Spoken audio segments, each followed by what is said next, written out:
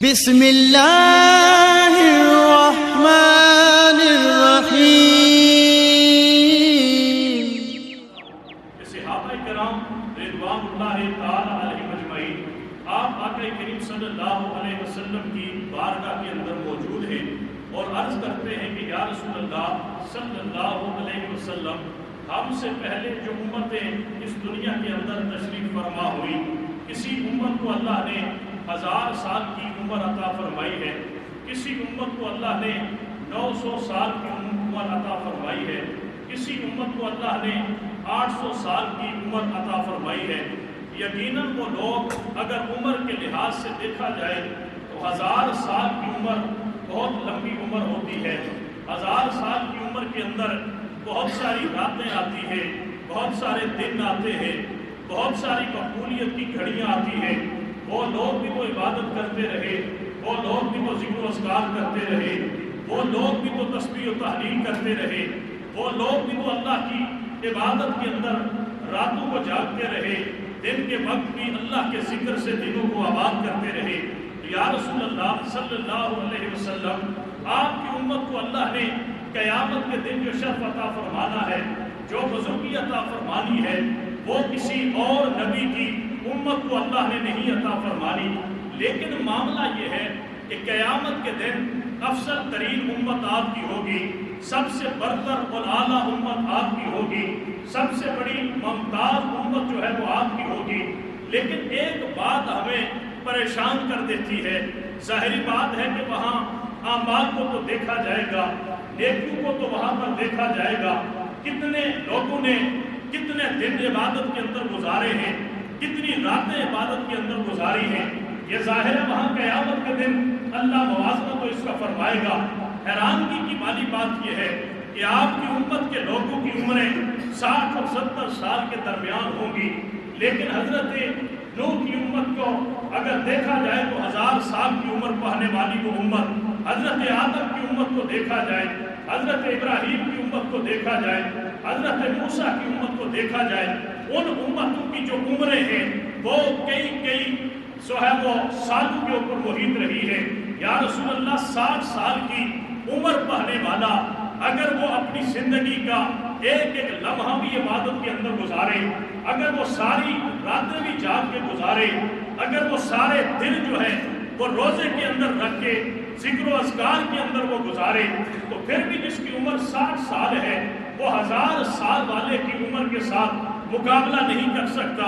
1000 سال والا اگر گاہے بگاہے بھی عبادت کرتا رہے، گاہے بگاہے بھی وہ ذکر و اذکار کرتا رہے، اور گاہے بگاہے بھی اگر تسبیح و تحلیل کرتا رہے، تو ہمارا تو اس کے ساتھ کوئی مقابلہ نہیں ہے۔ 60 سال کی عمر کہاں، 60 سال کی عمر کی راتوں کی عبادت کہاں، 60 سال کے دنوں کو عبادت کے اندر گزارنا کہاں، اور 1000 سال اور 900 سال کی راتوں کی عبادت کہاں، ان دنوں کے عبادت کا معیار کہاں پر۔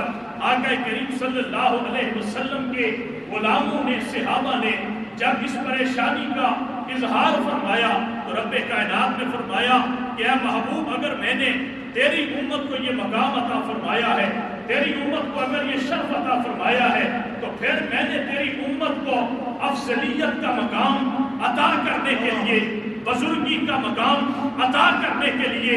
اعلیٰ اور افضل مقام عطا کرنے کے لیے، میں نے تیرے محبوب نبی کی امت کو یہ شرف عطا کرنے کے لیے میں نے ایسے اسباب اور ذرائع وہ بھی مہیا کر کے رکھے ہوئے ہیں۔ جس طرح آقا کریم صلی اللہ علیہ وسلم کی حدیث مبارکہ ہے کہ اگر میرا صحابی ایک مٹھی بھر صدقہ کرے اور میرا عام امتی اگر بہت پہاڑ جتنا صدقہ کرے، تو میرے صحابی کا وہ صدقہ جو مٹھی بھر ہوگا وہ امتی کے بہت پہاڑ کے صدقہ کرنے سے زیادہ اللہ کی بارگاہ کے اندر اجر و ثواب حاصل کرتا ہے۔ یعنی کہ ہر انسان کو اللہ نے اس کے خاص درجات کی وجہ سے اس کی عبادتوں کو بھی اللہ خاص پذیرائی عطا فرماتا ہے۔ رب کائنات نے صحابہ کرام کی اس دلی پریشانی کا علاج عطا فرمایا، اس دلی اطمینان عطا کرنے کے لیے رب کائنات نے قرآن حکیم کے اندر اس سورہ مبارکہ کو نازل فرمایا کہ اے محبوب اپنے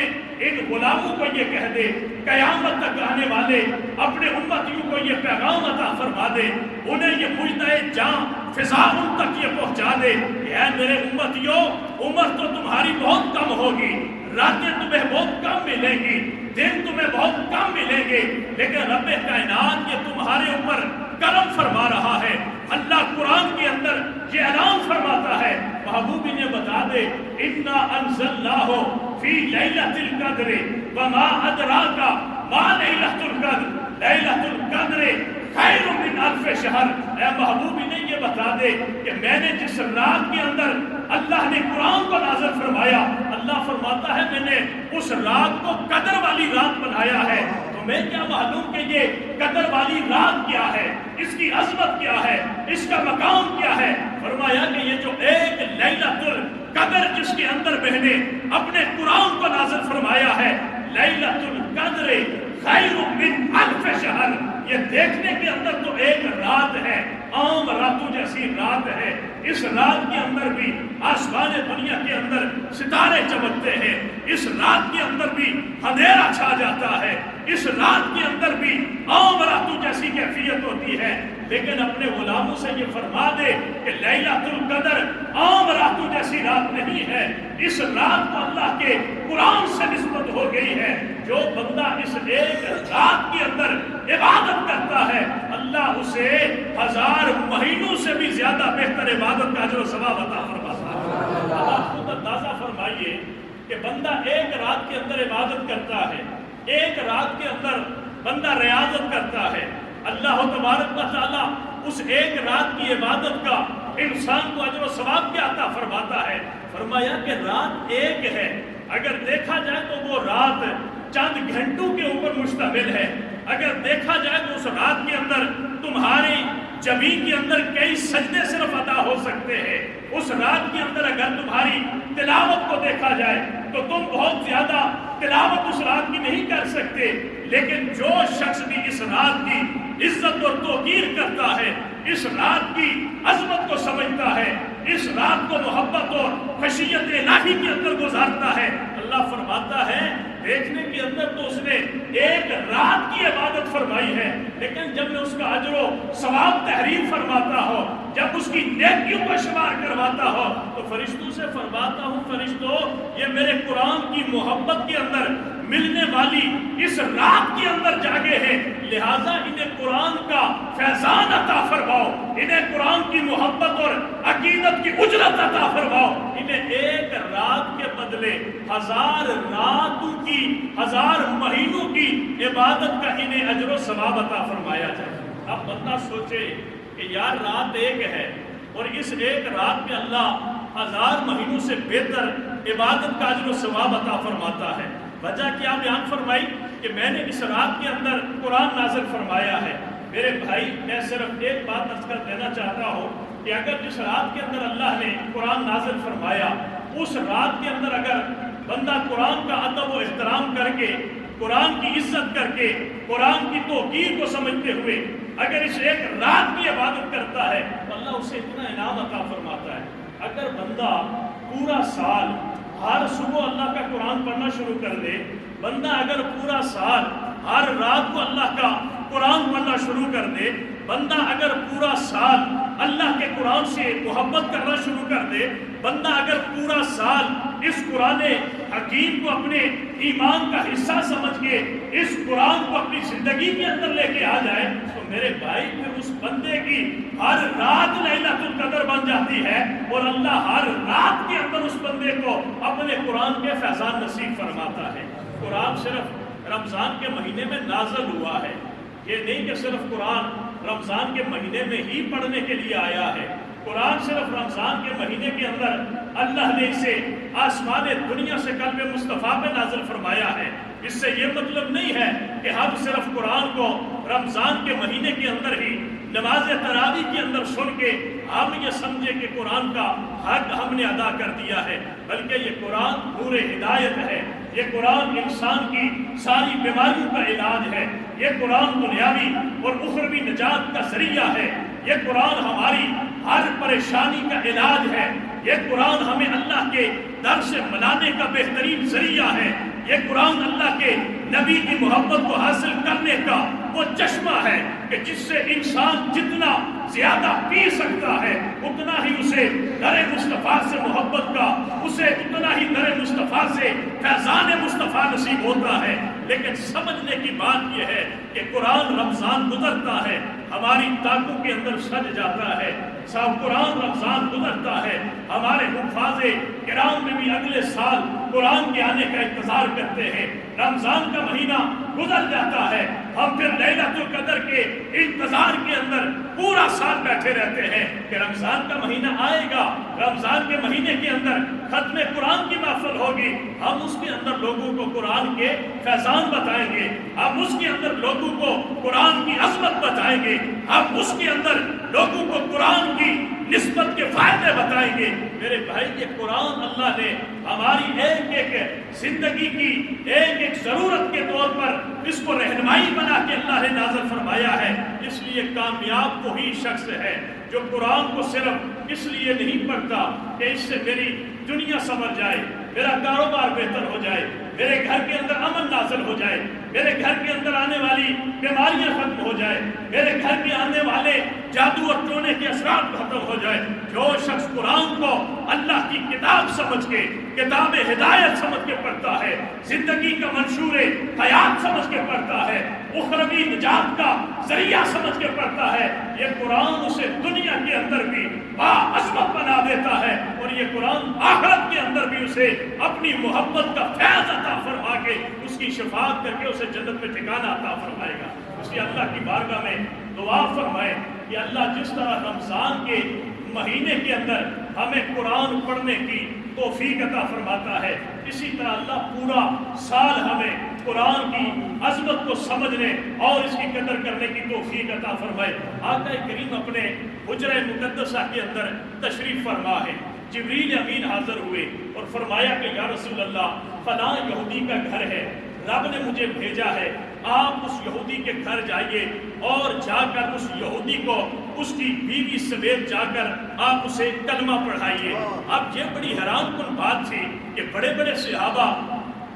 سیدنا صدیق اکبر ہو، عمر فاروق ہو، عثمان غنی ہو، حضرت بلال حبشی ہو، سلمان فارسی ہو، سہیب رومی ہو، یا کوئی بھی اور بڑے بڑے جلیل القدر صحابہ ہیں، وہ تو چل کے میرے نبی کے گھر آتے رہے اور آ کے اللہ کے نبی کے در اقدس کے اوپر کلمہ پڑھ کے اسلام کے اندر داخل ہوتے رہے۔ آخر اس یہودی کا ایسا کون سا عمل تھا کہ رب جبریل کو بھیج کے اپنے محبوب سے یہ کہتا ہے کہ محبوب چلا جا اور جا کے اس کو گھر کے اندر کلمہ پڑھا کے وہاں اس کے گھر کے اندر جا کے اسے دولت ایمان عطا کر کے واپس آ۔ اللہ کے نبی جب اس کے گھر کے اوپر جاتے ہیں، اسے دستک دیتے ہیں، لگ ایسے رہا تھا کہ وہ پہلے سے اس بات کے اوپر مشتاق بیٹھا ہے، وہ اس بات کے اوپر تیار بیٹھا ہے، وہ اسی بات کے انتظار میں بیٹھا ہے۔ اللہ کے نبی جب اس کے گھر کے اوپر جا کے دروازے پہ دستک دیتے ہیں، وہ پوچھتا ہے کون؟ اللہ کے نبی نے اپنا تعارف کروایا،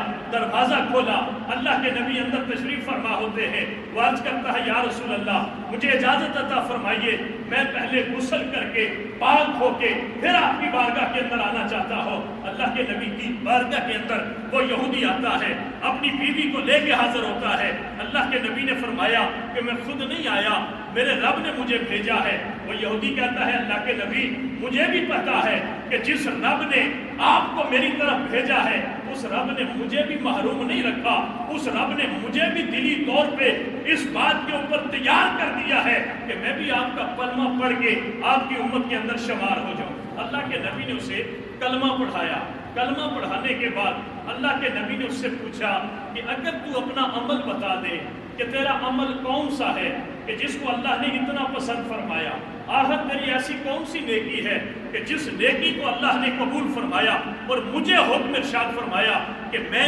کلمہ پڑھانے کے لیے تیرے گھر کے اندر آیا ہوں۔ اس نے کہا یا رسول اللہ میرا اور کوئی عمل نہیں ہے، لیکن یہ جو ساتھ ہمارے گھر ہے یہ مسلمانوں کا گھر ہے، ان کا گھر کچا ہے، رات کے وقت جو ہے وہ موسلا دار بارش آئی، ان کا گھر جو ہے وہ ٹپکنا شروع ہو گیا، ان کے گھر یہ کلام الہی کے کچھ جو ہے وہ نسخہ جات پڑے ہوئے تھے. یہ رات کے وقت میرے گھر آیا اور اس نے دروازے پہ دستک دی اور مجھے کہا کہ تو یہودی ہے, ہم مسلمان ہیں, تو ہماری کتاب کو نہیں مانتا, لیکن میرے گھر کے اندر چونکہ کوئی ایسا گھر کا حصہ نہیں کہ جو پانی سے تر نہ ہو, ہم بھیگ چکے ہیں, ہمارا گھر سارا پانی کے اندر ڈوب چکا ہے, ہمیں کسی اور چیز کی فکر نہیں ہے, یہ ہماری کتاب ہے, یہ ہمارا قرآن ہے, ہمیں اس کی بڑی فکر ہے. تیرا گھر پکا ہے, تیرے گھر کے اندر پانی نہیں ٹپک رہا, تو رات کے وقت جو ہے ہمارے اس قرآن کو مہمان سمجھ کے اپنے گھر کے اندر رکھ لے, تاکہ صبح ہم جب اپنے گھر کے اندر بارش سے بچاؤ کا کوئی انتظام کریں گے, ہم یہ قرآن اپنے گھر میں لے جائیں گے. یا رسول اللہ, وہ تو قرآن دے کے چلا گیا. میں نے اپنی بیوی سے پوچھا کہ اے اللہ کی بندی, ہم قرآن کو نہیں مانتے, اس میں کوئی شک نہیں ہے کہ یہ کتاب ہدایت ہے, اس میں کوئی شک نہیں کہ یہ کتاب توریت سے افضل کتاب ہے, اس میں کوئی شک نہیں کہ اس کتاب کی عظمت کا ذکر اللہ نے ہماری کتاب میں بھی نازل فرمایا. اب یہ بتا کہ ہمارے پاس ایسی جگہ کوئی نہیں کہ جس جگہ پہ اس کو رکھا جائے. زمین کے اوپر تو رکھ نہیں سکتے, تاج تو ہمارے پاس ہے کوئی نہیں, الماری اور شیلف تو ہمارے گھر کے اندر موجود کوئی نہیں. اب یہ بتا کہ اس قرآن کو کہاں رکھا جائے. وہ دے کے تو چلا گیا, لیکن اس کو ہم نیچے رکھ نہیں سکتے, اس کو رکھے تو کہاں رکھیں. وہ کہنے لگا, میری بیوی نے مجھ سے کہا کہ اس طرح کرتے ہیں کہ تھوڑی تھوڑی دیر جو ہے اسے لے کے تو کھڑا رہا کر اور میں آرام کروں گی,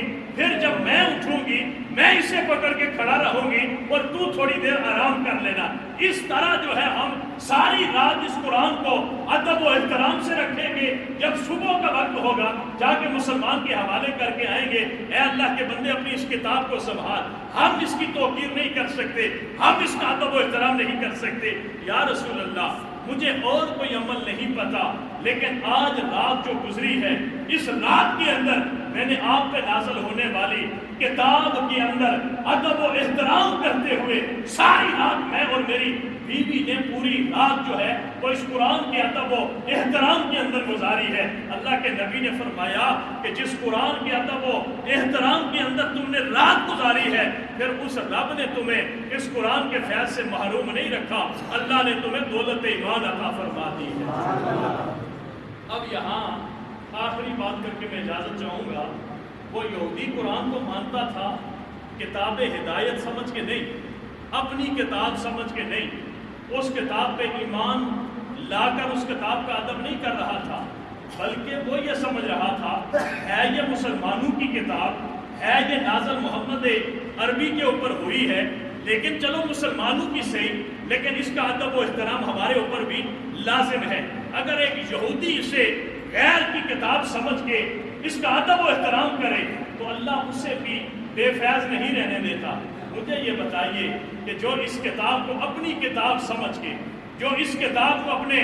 نبی کی کتاب سمجھ کے, جو اس کتاب کو دنیا اور آخرت کے اندر اپنی ہدایت کی کتاب سمجھ کے نماز تراویح کے اندر کھڑا ہو کے پورے رمضان کے مہینے کے اندر اللہ کے قرآن کے ادب کے اندر کھڑا ہو کے اس قرآن کو سنتا ہے, آپ اس کے بارے میں خود اندازہ لگائیے کہ رب کائنات اس بندے کو قرآن کے کتنے فیضان عطا فرماتا ہوگا. اس لیے خوش قسمت ہے وہ لوگ جو رمضان کا مہینہ ہی صحیح لیکن اللہ کا قرآن سنتے بھی ہیں, اللہ کا قرآن سناتے بھی ہیں. اور یہ قرآن ایسی کتاب ہے کہ جو اس کے ادب و احترام کے اندر ایک لمحہ بھی گزارتا ہے, ایک رات بھی گزارتا ہے, اللہ اس کی ساری زندگی کو سنوار دیتا ہے. اور جو پورے رمضان کے مہینے کے اندر اللہ کے قرآن کے ادب میں کھڑا ہو کے اسے سنا رہا ہوتا ہے, کھڑا ہو کے اسے سن رہا ہوتا ہے, آپ خود اندازہ کریں کہ اللہ اس پہ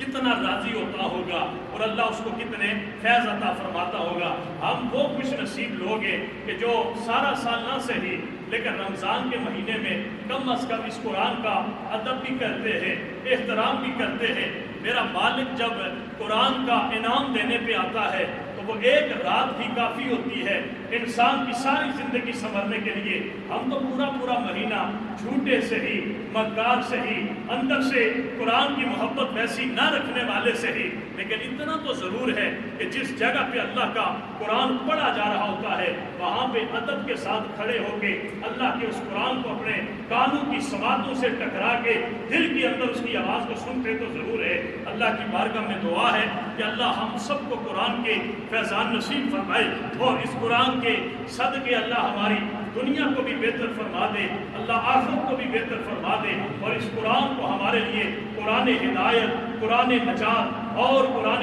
نور بنا کے اللہ اس کے فیضان ہمیں نصیب فرمائے۔ وآخر دعوانا ان الحمدللہ رب العالمین۔ انہی محبتوں اور عقیدتوں کے اندر میں حضور قبلہ مخدوم ملت شہباز طریقت ولی عہد مرکزی دربار فیض آباد دربار ریا اوڑا شریف آپ کی بارگاہ میں ملتمس ہوں کہ آپ اپنے نورانی اور ایمانی کلمات سے نوازنے کے لیے اور دوائیہ کلمات سے اس محفل پاک کا افتتاح فرمانے کے لیے تشریف لائے۔ نعرہ تکبیر، نعرہ رسالت، نعرہ تحقیق، عظمت قرآن، عظمت قرآن، عظمت قرآن، شان اولیاء، اللہ اللہ اللہ اللہ اللہ۔